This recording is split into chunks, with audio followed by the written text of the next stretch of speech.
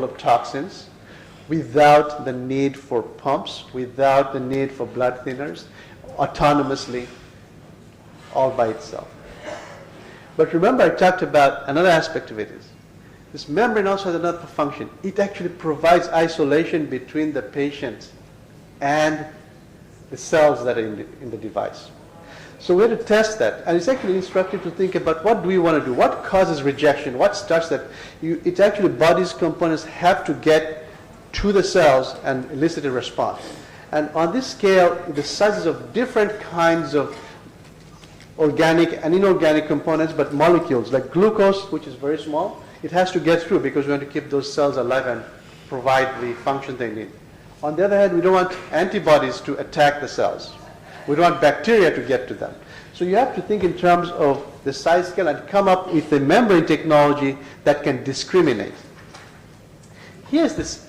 We actually took polymer membranes and looked at the size of holes you have in the polymer membrane.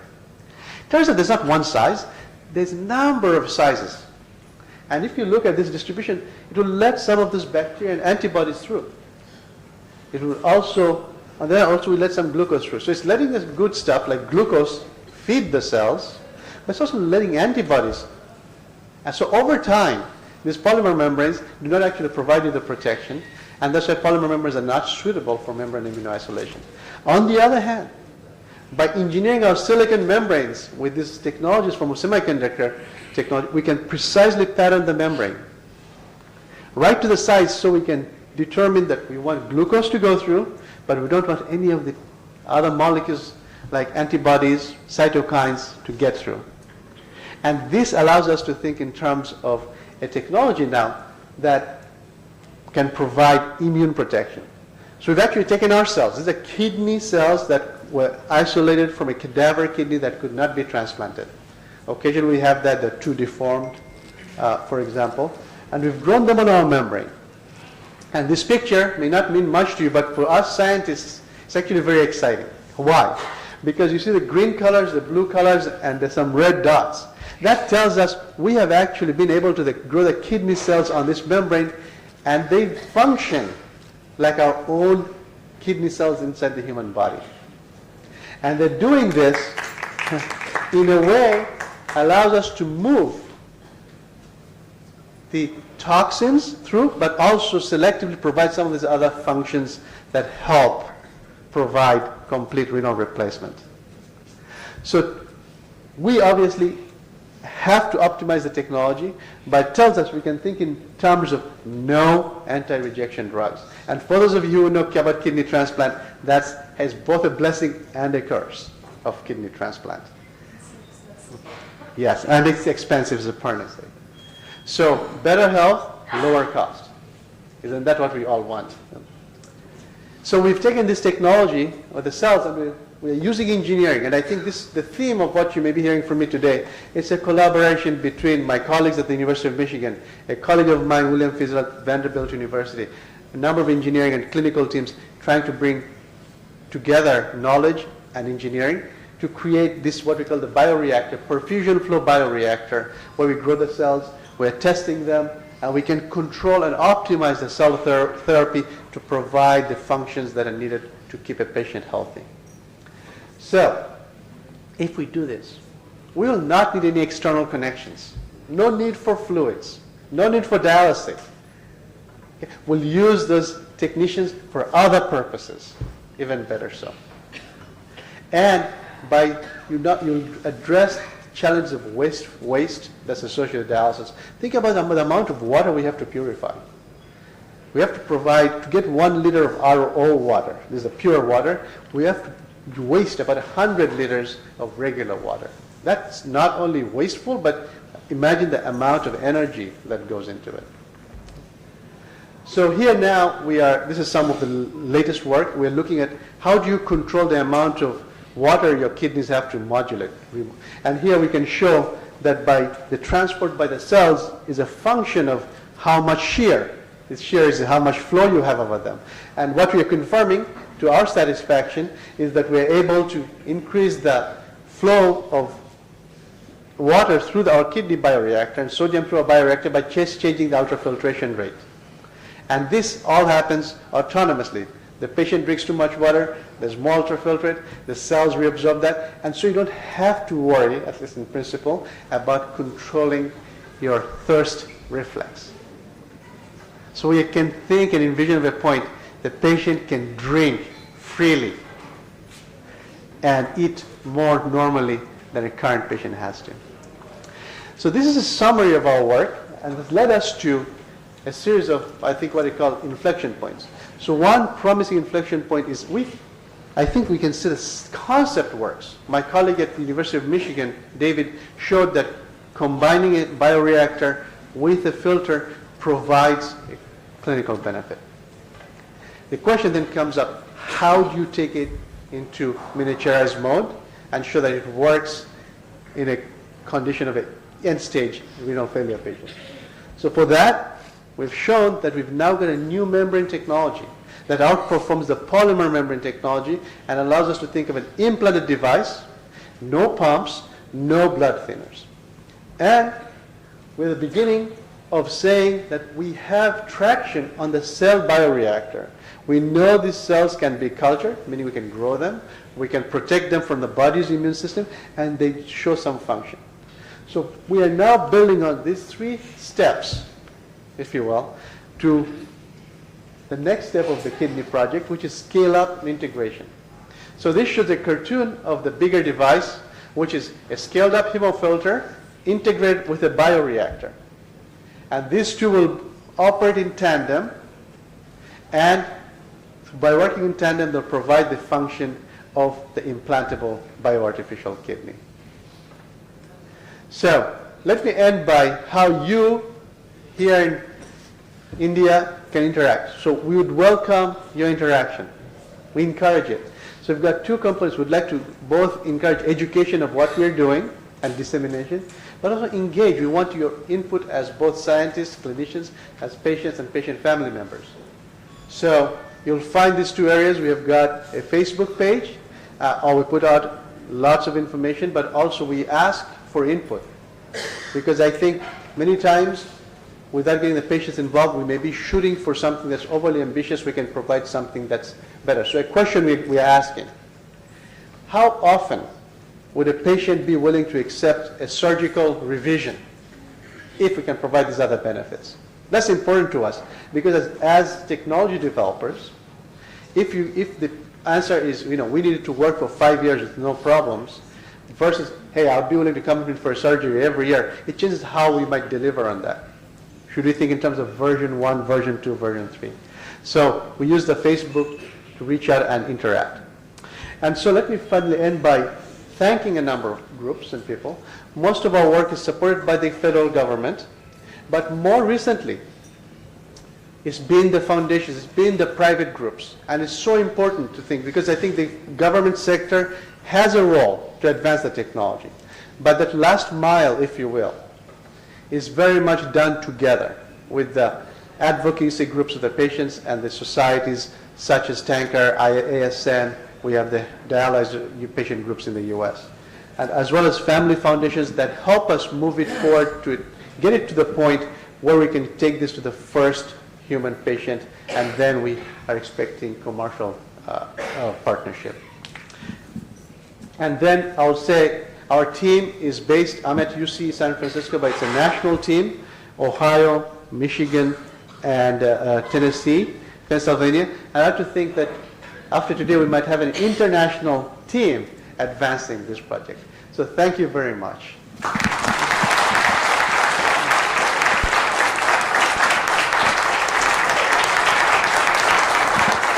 So Doctor, 2 questions.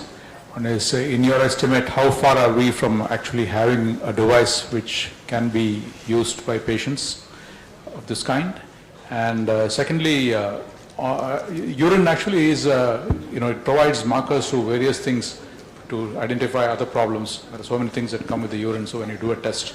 So what prospects are there that your system will still be functional in that respect? So the first question, I think, is a popular question: how soon?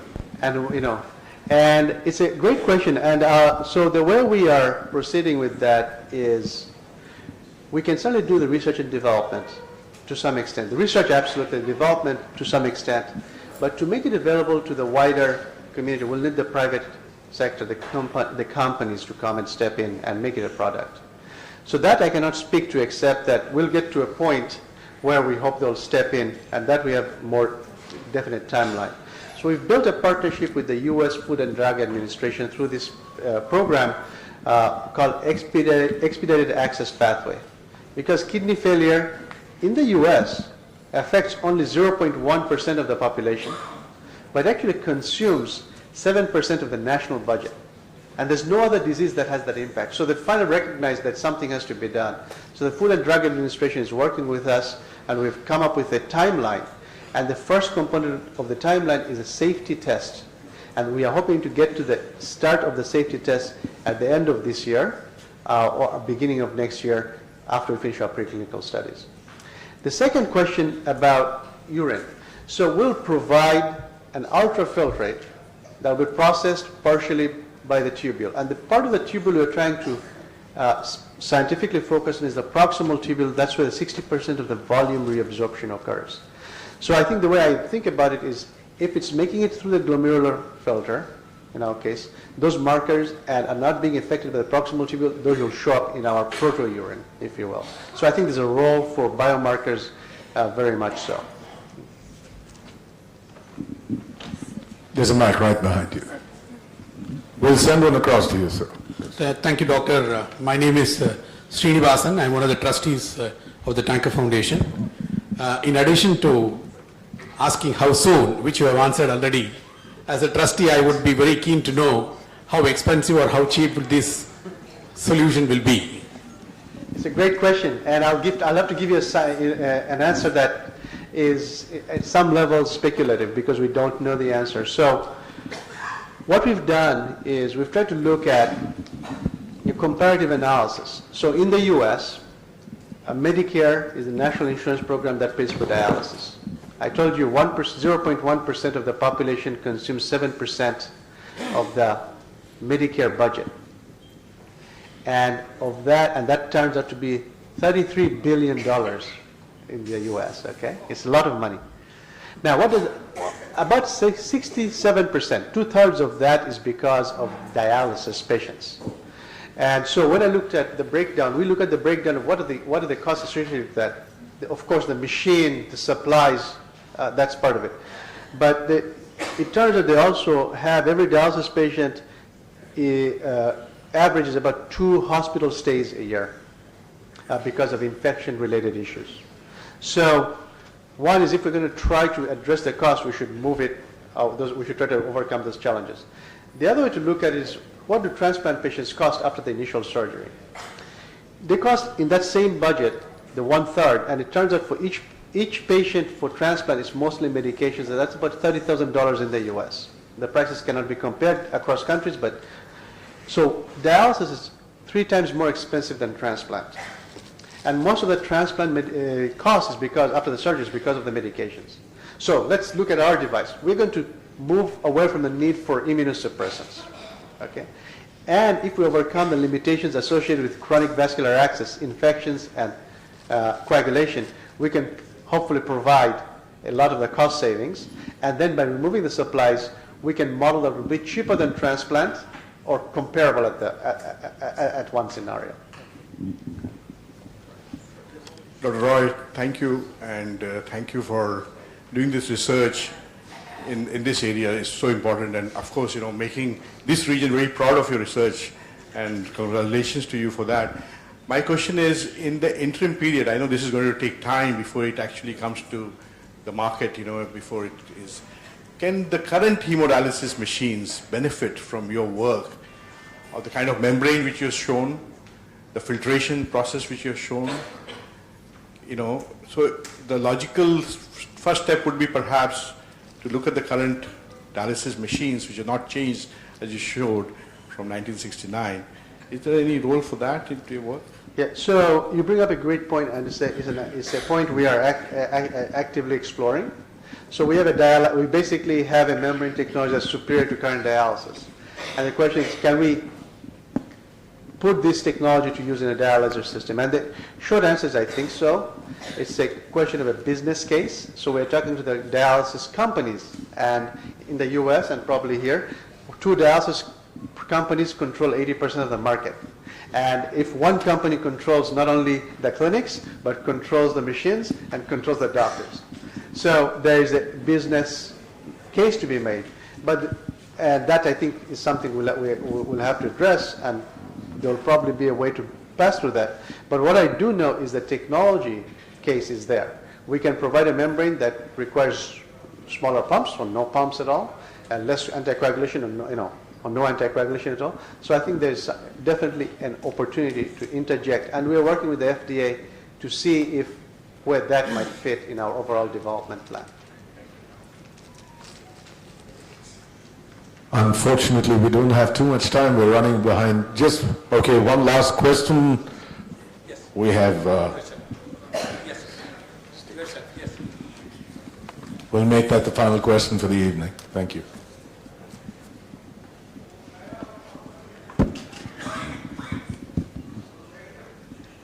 Thanks, Doctor. I have 2 questions. One being, now is this assuming this device is going to be inside the body, now does this require to be replaced, and if so, what periodicity? The shelf life of this, you mentioned pacemaker, battery, so likewise, what is the shelf life of this? At the moment, what is your visibility to it? That's one. Second question, now your take on the commercial availability of this device. If one were to take again the adoption of the pacemaker as a parallel, if you could just give us some ballpark number to when it will be commercially available. Thank you. So let me start with your second question. So working with our FDA, we do the safety test. We hope late this year or early next year. And with this, there's some ifs here. I'm fairly confident, but there's always unknowns, unanticipated challenges, but let's assume we address those. All things work out, we'll get through the safety test sometime next year, and then we'll have to go into something called an efficacy test. So in the US, you have to show a device is not only safe, but also has efficacy or performs as you need it to do. And you have to do multiple clinical trials. The first one is a safety test. Then after that, if it's safe, then they'll let you do a larger test for efficacy. Now, typically, the efficacy tests require hundreds of patients. For drugs, it's actually thousands, if not tens of thousands.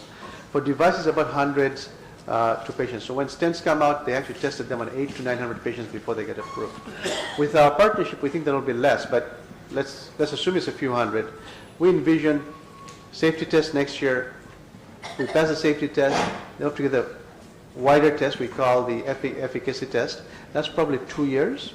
And then if that meets the success, then it becomes approved as a product. So an early scenario would say end of the decade, assuming no adverse events happen. Now, I'm forgetting your first question. How long is the shelf life? Shelf life, okay, yeah. It's a great question. So the visibility we have into that is how do our membranes perform? We've done it up to a month. The FDA requires us to do it up to a month. And in fact, when you look at stents and whatnot, up to 3 months or 6 months was the norm, and then you'd get data from patients. So what we can say with some level of confidence is that after a month, we look at the membranes. Are they getting blocked? Are their membranes fragmenting? And the answer is within a month, we don't see any adverse events. So we can project that maybe they don't, but it's probably safe to say that as engineers, we have to plan for failure. That's what engineers do. So our thought is even if the device lasts, and let's say I'm confident it lasts 5 years, but let's say it lasts even every 1 or 2 years, which I think it will, you have to have easy access to it so that if you have a complication, a surgeon can go in and quickly change the filter or inject a bolus of cells. So we actually have some basis for this kind of thinking from 2 areas. One is the area of artificial heart technology, ventricular assist devices and pacemakers and stents, where they know how to work with blood contacting devices. and they know if there's a problem, you go and put a new stent, or you take the old stent out, put a new graft or whatnot. The other place in the cell component side where we have the most experience is in type 1 diabetes. There's a treatment called islet transplantation. These are in clinical trials, and they're able to keep patients off insulin for up to 5 years. So I think it's optimistic to say, we'll definitely have it for 5 years, but I feel more confident saying, 1 to 2 years, and then planning for a maintenance surgery, if you will. Thank you. Before you go off stage again, Doctor, may I call upon Dr. Suresh, Advisory Member, TANKER Foundation, to please come up and say a few words of thank you to Dr. Shuvo Roy.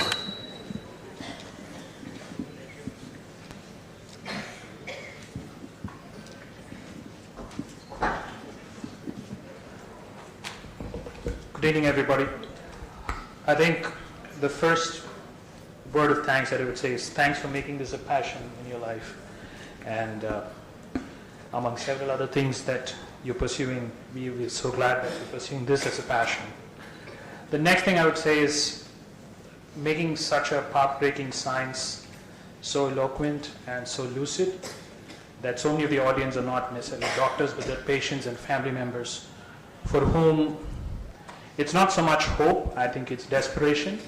That would apply to all the several million kidney patients all around the world.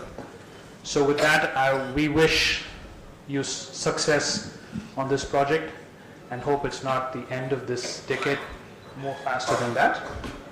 And last but not the least, I think thanks for traveling to this part of the world. I know it's closer to home for you. Thanks for spending the evening with us.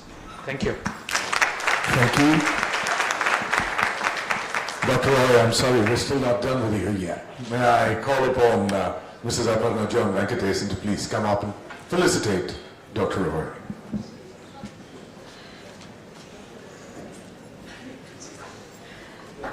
Hello everyone, I know I'm standing between you and dinner, so I'm going to make this brief. That was an amazing lecture, and I was so moved because kidney disease is so personal, as he eloquently said, and I am extremely hopeful that this will come to fruition and be passed quickly through the FDA.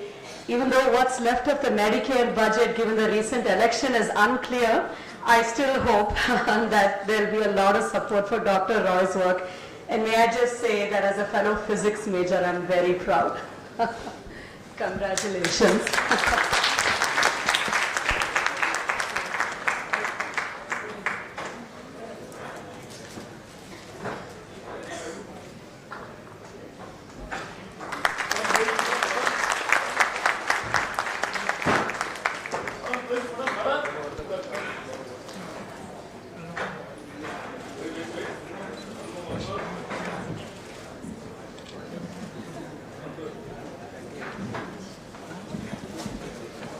Thank you once again, Dr. Roy, for that very illuminating lecture.